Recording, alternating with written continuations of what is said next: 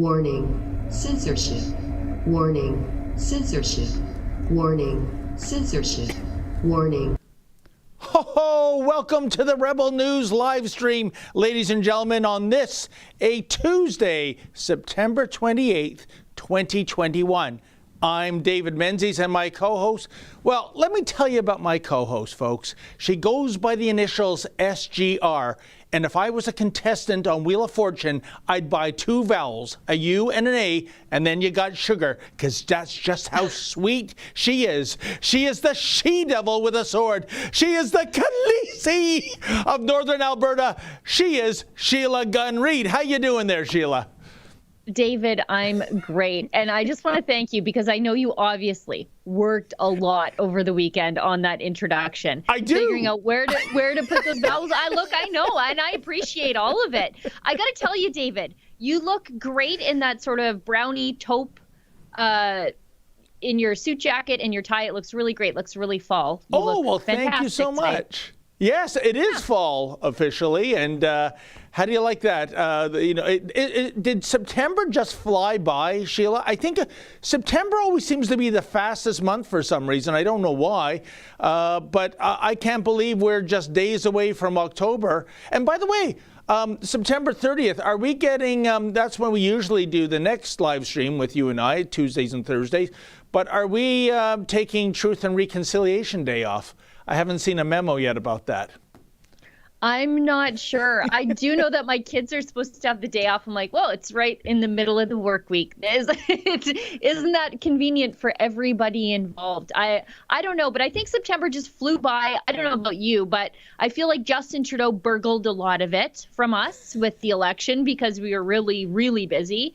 And then somewhere in the middle of all that, I'm supposed to send my kids back to school, and it's harvest. And I'm trying to get my garden out and finish up all my yard work and put the farm away for winter. So, yeah, it's just a crazy month. I can't even believe it's like October in a couple of days. You know, I would love one day to come and see your farm. I want to have that Oliver Wendell Douglas moment on Green Acres where I'm,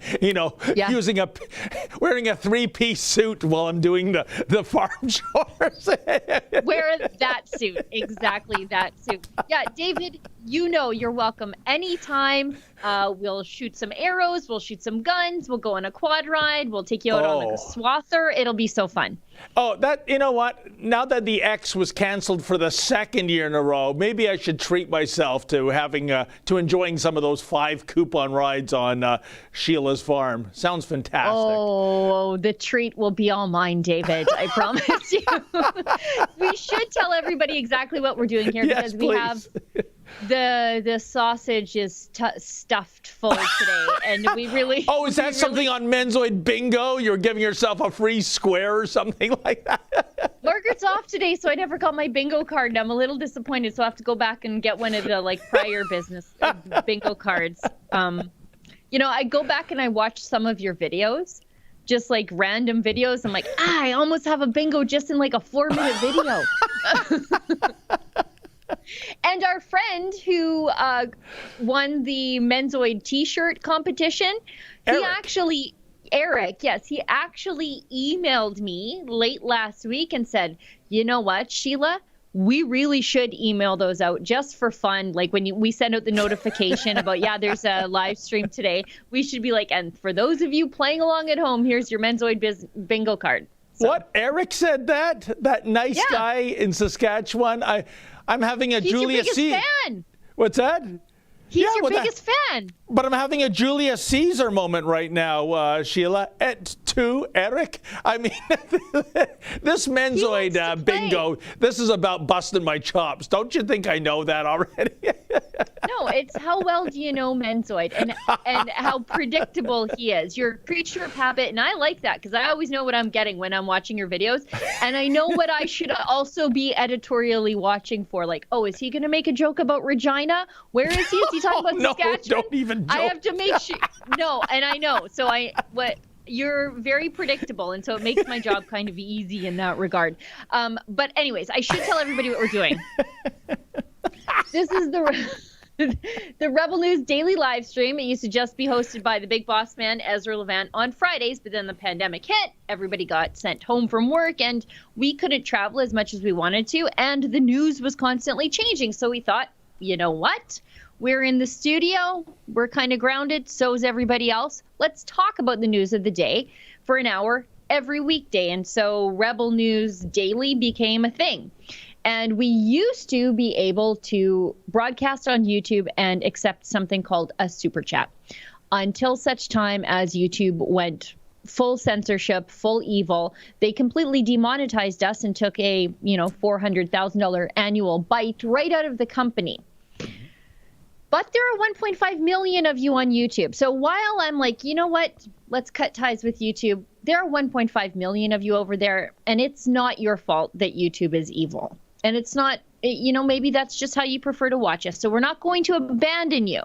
But if you are there and you want to support the work that we do, there are other ways. And you can just sort of migrate yourself off of YouTube over to one of the other platforms that doesn't care about your politics. Because I really don't want a platform to be conservative. I also don't want them to be liberal. I just want them to leave us alone and leave you alone. And so you can do that on Rumble. You can send us a Rumble rant and support the work that we do there. So you can interact with us, send us a Rumble rant, leave us a few bucks. We'll read your comment on air.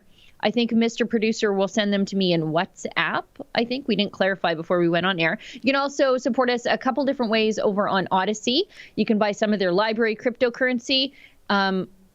What's cryptocurrency? Anyways, you can tip us as a creator, or you can leave us a hyper chat there, or you can tip us an old-fashioned money over there. And on the last platform, Super U, great free speech platform, you can leave us a Super U shout and tip us as a creator over there. So there's a bunch of different ways that you can help us make up that big chop that YouTube took out of our company, and not give YouTube your eyeballs. Yeah, and I think that's well said, Sheila. And for those of you who say, what can't you talk about that would offend the YouTube censors? Well, that in itself would offend the YouTube censors. I only give the initials like VF and VP, and I'll let you wannabe Riddlers out there come up with what I'm talking about. But that's how bad it is from the Silicon Valley tech giant, based in the land of the First Amendment. And, again, Sheila, I can't help but think of the perverse irony. The genesis of YouTube, and the likes of Facebook 15 odd years ago, it was, hey, come one, come all, come to this bastion of free speech. They get free content from A-list content providers, and they build up a name and a brand and a critical mass, and then they show their true colors, don't they? We don't like that. No, we don't like you. We don't like them. And the speech on those platforms are now severely restricted. It is the ultimate example of bait and switch, I think, Sheila. Well, and the amount of extra work it creates for us. And I'm not a person who's scared of hard work. I actually like working hard. But just so you know, if you are watching us on YouTube, you are not getting all of our videos over there, because there are just some videos that we cannot publish. Or if you do get a video over there, a lot of it is edited out because there are things we can't talk about. And so you're getting a watered down version of what we really want to show you. And we do end up publishing on those other platforms. We just can't put it on YouTube. Or some of you may notice that we'll start a video and then just stop it and say, if you want to see the rest of this, you got to go somewhere else. We call those trailers for our videos. We have to shoot so many of those in a day. So as a journalist, you're doing the video and then you're like, I talked about things YouTube doesn't like. I've got to shoot a trailer so that I tell people to go over where you can actually get the news. And that's how much this censorship has added to our day. But we have a commitment to the truth, and we think that our viewers are entitled to this information. So while YouTube won't let us tell you it, we are finding ways to make sure that even if you are on YouTube, we got to let you know there are other ways to find us and to get the full story that Google, YouTube, Silicon Valley, they don't want you to know. 100%. And Sheila, before we go to our first video, I should ask the Mr. Producers, plural, is this a YouTube friendly one? Because It is indeed YouTube friendly, because God forbid I say something to offend the silicon censors. Yes, so we're good to go. Well, folks, the other day, a plane touched down in Calgary. Law enforcement, guns and handcuffs drawn, went rushing over to the aircraft to arrest the individual. Was he, I don't know, was he a member of Al-Qaeda, ISIS, the Taliban? Oh no, it was Pastor Artur Pawlowski, if you can believe it. It was like deja vu all over again. Instead of a rain-soaked live highway of traffic, this time it was thankfully a dry tarmac, but the results were the same. Pastor on his knees, and out come the cuffs. Absolutely despicable. Check out the video evidence for yourself. Feet apart. That's out. Okay, place your hands behind your back, away from your back. No, behind your back, away. No, stand up. Stand up. Stand up. Stand up. Sir, can you stand up? Let the flying just do it like that. All right. Hands behind your back.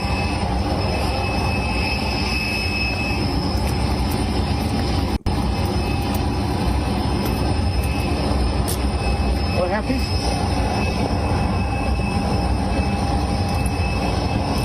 Stand up, please. All right. Forward.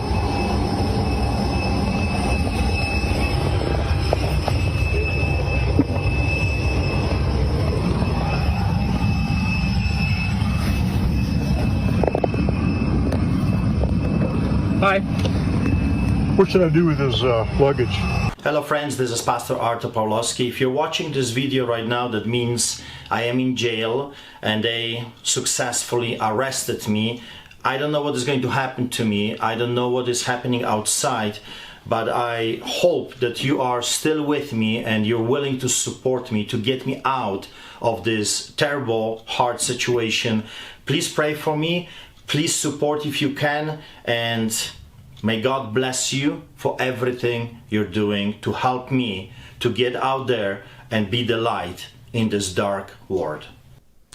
Well, Sheila, we're going to take a deeper dive into this with our next video, which is, of course, our man in Calgary, Mr. Seuss, with a phone interview with Artur that fleshes this out a little more fluidly. The takeaway comment I have from that short clip was the law enforcement officer, I presume, saying, what should I do with his luggage? Because obviously this law enforcement officer isn't stationed on a normal basis at Roxham Road, where they do know what to do with the luggage of the illegal aliens, which is to just carry it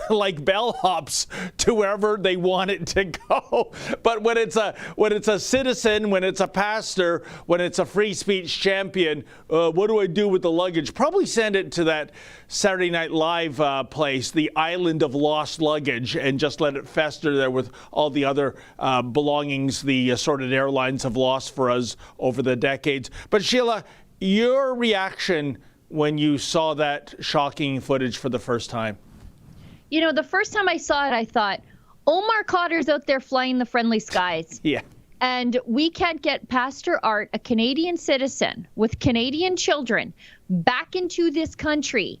And his crime, if we dial everything back, is not closing his church to comply with what the state wanted him to do, to turn away 85% of his congregation at a time when Pastor Art points out people need their pastors the most. Yep. That's his crime here. And like I said, Omar Khadr, he's just out there, flying the friendly skies. Pastor Art's on his knees on the tarmac, getting arrested. And you raise a good point, maybe next time he should have tried Roxham Road.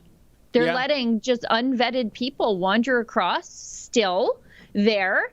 And they are entering into the country by breaking the law. So by virtue of what they're doing, there's criminality involved. Pastor Art is coming back into the country to face his fate on the 13th, just 2 weeks away. He'll find out if he's going to jail for 21 more days.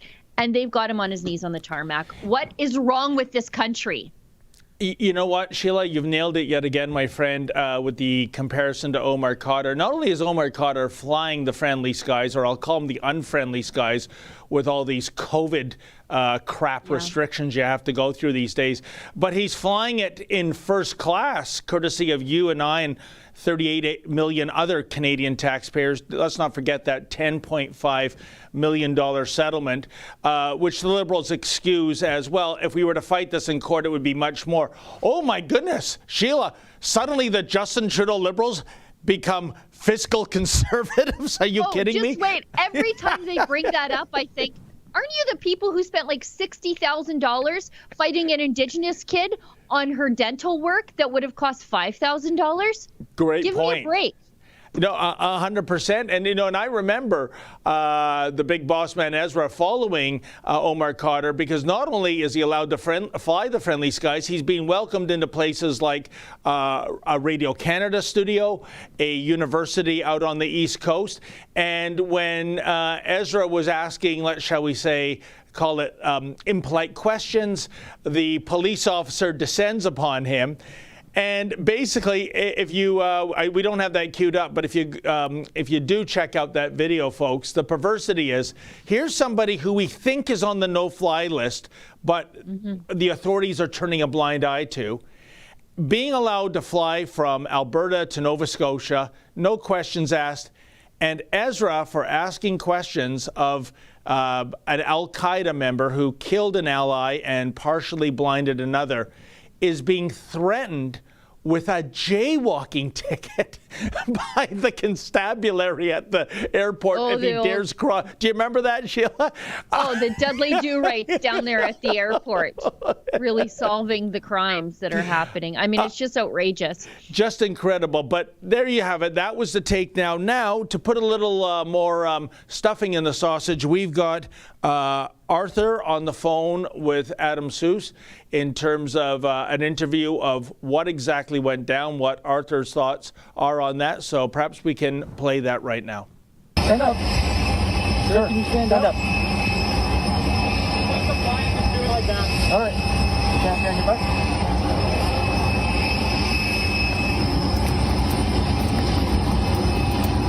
Thought I escaped communism. I came here to this country because I was sick and tired of corruption and hypocrisy of the government in Poland under the boots of the Soviets behind the Iron Curtain. And I guess it's a repetition of history. I mean, Poland number 2, until people will say enough is enough. We have to stand up. Do you really want Australia in Canada? Do you really want New Zealand in Canada? That's totally up to you. You have the power to tell them, we did not elect you to take our rights away from us. We elected you to protect our rights.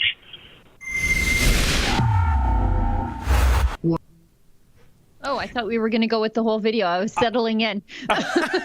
Maybe we can play more. I thought so too, but that's okay. We can always catch up.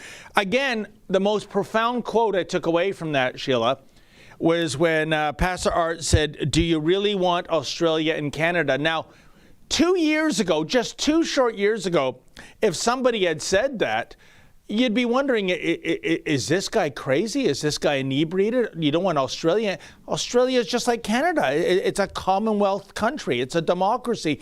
But we've all seen what's happened in Australia. Yeah. You can substitute Australia right now for Cuba or North Korea or Venezuela, can't you, Sheila? Because of the garbage that's going down there. Anyways, I just found that as an incredible little sidebar note about how certain parts of the world have so radically changed in this past 18 months. Guys in the studio, if you wouldn't mind queuing up a little bit more of that video, because I think it's important that we hear from Pastor Art in his own words at the time that he went with that phone call to Adam. That was his one phone call. And it was to us because he felt it was more important to tell the world what was happening to him than to get himself some help. But no worries, we were already on it, because as soon as we found out that he was arrested, we called up Sarah Miller, his lawyer, who's been working with him for months, almost 2 years, since he started getting tickets for feeding the homeless in downtown Calgary, something the government called an illegal public gathering. She's been working with Art since then, so we knew how to get a hold of her and get her working, and she did get him out late last night. But I think it's important to note that his one phone call was not to help himself. He wanted to tell the world what was happening, I guess, to help the world. And folks, there's a saying out west, what Sheila wants, Sheila gets. Roll it. What happened was we came to the customs like we were told to do. 3 officers came to our plane and they asked the pilot to step out from the plane, and he did.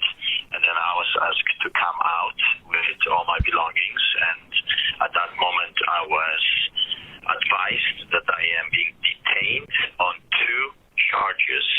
There is a warrant, actually 2 warrants on my arrest. One for a court order, I was told, and another one for not wearing a mask. So 2 warrants on my arrest, one for court order and one for not wearing a mask. Then I was on my knees and being arrested again, and then taken by those customs officers to a building inside where 2 officers, Calgary police officers, were waiting for me already, and they took me to the police vehicle, and one officer took me to the police processing unit where I was processed and of course searched. Everything was taken away, and then I got my phone call, which I'm doing right now. Well, we want to thank you so much for reaching out to us. We're getting the footage of the arrest that we have up momentarily, and we're going to get this story out to the world. Now, did you expect this to happen? I mean, this is, like you say, Gestapo-level stuff. You land in your country, you're going to see your family. They shuttle you off to a different location and arrest you before you can even talk to anybody. What was going through your head as they immediately sort of surrounded the plane and took you into custody? You know, this is absolutely sickening. I mean, I have never skipped a bail. I have never skipped a court.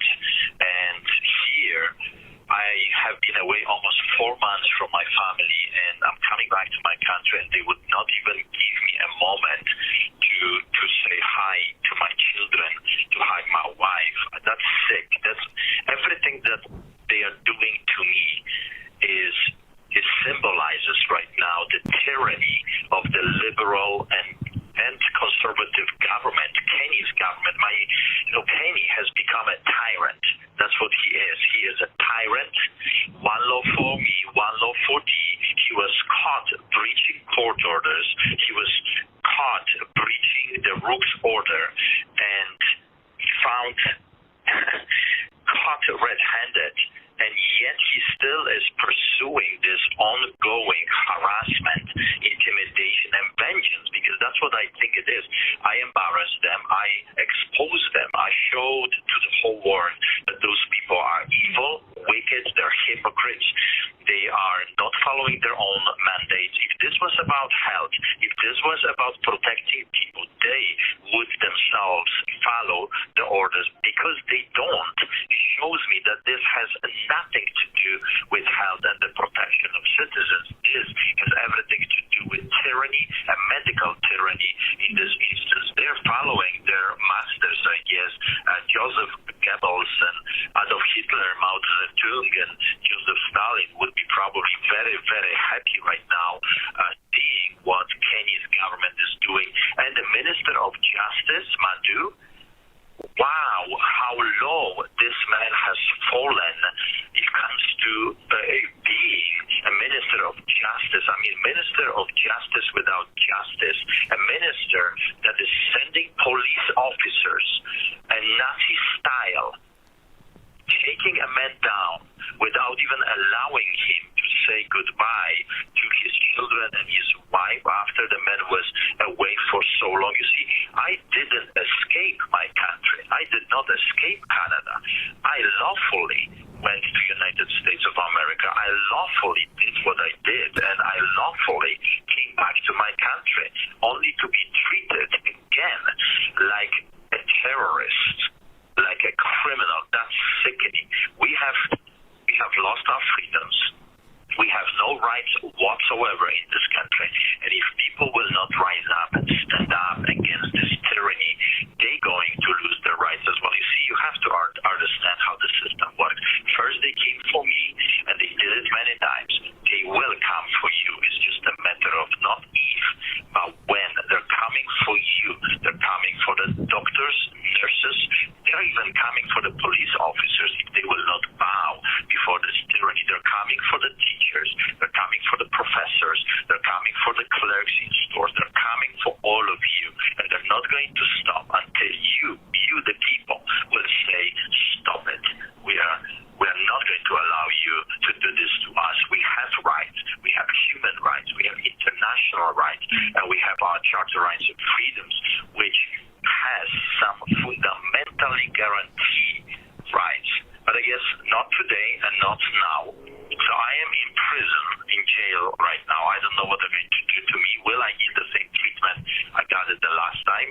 Will they bang on the door again, depriving me for 3 days and 2 nights of sleep? Will they? I don't know. I don't know what is going to happen, but here I am. Here is 21st century, Calgary, Alberta, under Kenny's government, the new Führer of Canada. Well, any argument at this point that this is just about enforcement, you could have gone home, had a meal, they could have come to your house. No, they couldn't even let you set foot or hug your family. It's clearly political and it's clearly targeted. Final word to you. I know you're in jail. You're using your one call to call us. We sincerely appreciate that. But final word to the folks out there who are extremely concerned to see you back behind bars. Well, I'm standing strong, and I thank you so much for your support. Thank you for Rebel. Thank you for exposing this tyranny. And thank you for the prayers. I mean, last time I was here, I felt the prayers of the people, and I feel them already right now. I feel people praying for me, and I just want to say thank you so much. I want to say to my wife, I love you. I love you too.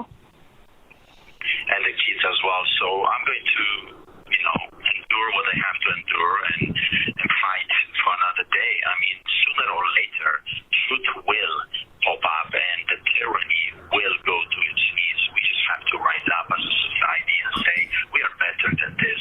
We are better. Our forefathers did it, fought and died fighting the Nazis for a new form of Nazis to take over our beloved Canada. People died fighting communism and socialism, not for those evil, wicked, corrupted, and hypocritical people to bring this again during our lifetime. I thought I escaped communism. I came here to this country because I was sick and tired of corruption and hypocrisy of the government in Poland under the boots of the Soviets behind the Iron Curtain. And I guess it's a repetition of history. I mean, Poland number 2, until people will say enough is enough, we have to stand up. Do you really want Australia in Canada? Do you really want New Zealand in Canada? That's totally up to you. You have the power to tell them, we did not elect you to take our rights away from us. We elected you to protect our rights. Well, thank you so much, Artur. We really appreciate you using your one call to speak to Rebel News. As always, everybody, if you want to help Artur, go to saveartur.com. Thank you so very much, Artur. We really appreciate it. Thank you. God bless you. God bless you. Bye. Well, extremely troubling revelations from Pastor Artur Pawlowski, who is once again behind bars. This is extremely concerning. We knew that he had an upcoming court date on October 13th and was facing jail times, but they have now taken him in under new charges. We will continue to follow this troubling story as it develops and bring you all the latest in the continuing saga of Pastor Artur Pawlowski. I want to thank you all for tuning in. For Rebel News, I'm Adam Sos. So, Sheila, a couple of observations, and I have a question to ask of you since you are in Alberta. First is, you know, his arguments are bulletproof. One of the arrest warrants is for not wearing a face mask. And then we put up that photo of Kenny and Chandro up in the, I can't even believe it's called this, the Sky Palace. And what a fitting name. It's like all the kings and queens and Khaleesi's in the miniseries, which is escaping my memory right now. Thank you, Game of Thrones. I've never even watched one episode, and even I know. But I remember it's called King's Landing, where all the hard decisions are made. And, you know, looking down on the little people, and I didn't see them wearing a mask, and I didn't see them social distancing. Secondly, what he talks about, the corruption he saw in the old world, you know, I made this point before, Sheila, in the last 18 months when I go to these anti-lockdown, anti-mandatory vaccine protests, the most vehement people there are those from the former Soviet Union and the Eastern Bloc nations, the former Eastern Bloc nations. I'm talking Hungary, Czechoslovakia, Romania, Estonia, Ukraine, Latvia. The list goes on. And they always say the same things. We've been through this before. There's a crisis, or the government manufactures a crisis, and then they say to us, we have to rein in some of those rights temporarily. Well, guess what? The crisis never goes away. It always worsens. And the rights never come back. In fact, more and more get taken away. And we've never seen that in Canada, I think, until now. And finally, my question for you is, Sheila, does Premier Kenny think visuals like this, you know, give him a better support base as opposed to harming him? Because I think this man has basically sold his soul to the various elites, the mean girls in the media party. So does he want this image to go out, kind of like him saying, you see, Albertans, look what I'm doing to protect you. First, I shut down this maniac from feeding the homeless, God forbid, and now I'm making sure he's taken right into custody the moment he touches down in Wild Rose country. What are your thoughts on that, Sheila? I hear you, Mr. Producer, that we should go off YouTube before we get to the chats, but I promise I'll keep my comments to David YouTube friendly before we move off.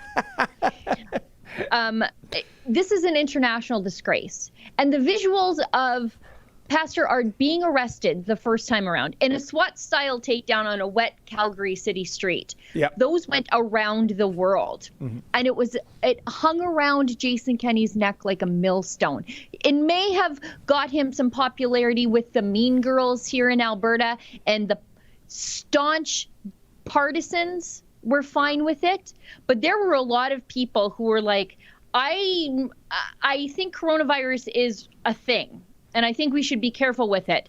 But whatever that was that I just saw was absolutely a disgrace. And the visuals of Pastor Art chasing the government out of his church, that went around the world.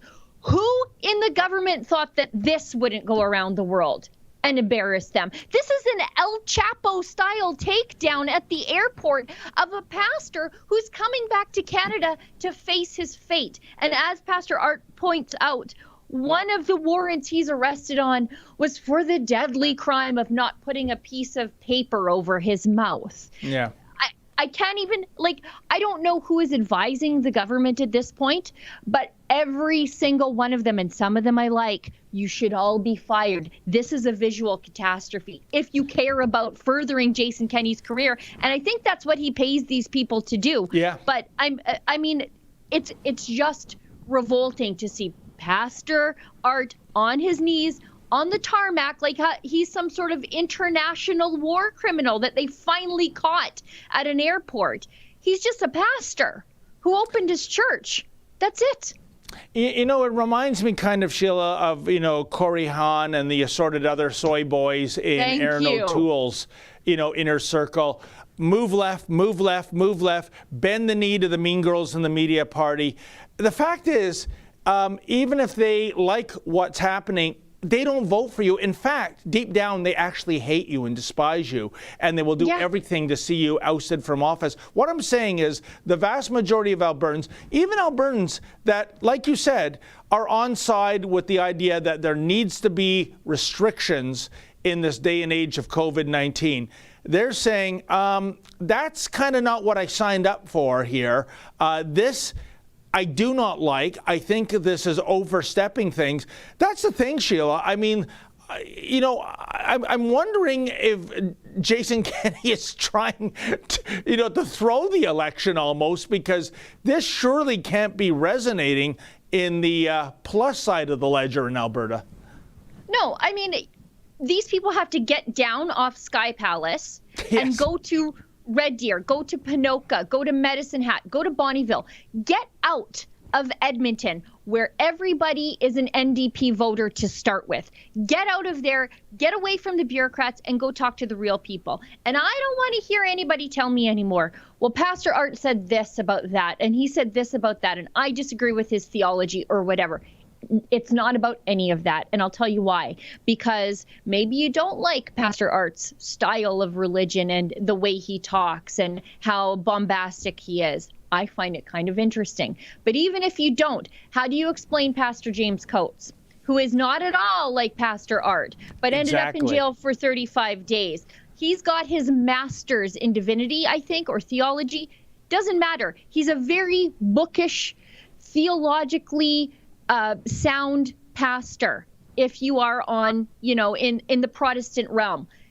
They still threw him in jail. He didn't make a scene. He turned himself in quietly to the police in an act of civil disobedience, facing his fate. And then Tim Stephens, even more bookish. Tim Stephens ends up in jail, arrested in front of his kids, saying, "Children, please don't be angry and just pray." So don't give me the garbage that Pastor Art's doing this for attention, because it's got nothing to do with any of that. The government is arresting everybody who stands up, and especially the pastors, because you know why? You cannot control a pastor. You cannot make them loyal to the state, because they govern themselves by a higher power. And that's the problem here. And that's why they keep attacking the pastors, is because if a law is unjust, they just won't follow it, because they are obligated to answer to a higher power, and it's not Jason Kenney. No, 100%. Although maybe Mr. Kenney is deluded in thinking he is indeed the higher power. I think at this point, Sheila, we should give our viewers a couple of minutes to switch portals so we don't offend the higher powers of Silicon Valley. That would be the censors at YouTube. And, and by the way, you had to mention Bonnyville in all these places to go to. Do you know, I once got a speeding ticket at Bonnyville. It was so high, and I didn't have the money to pay it. I had to work 3 days on a garbage truck to pay off my fine.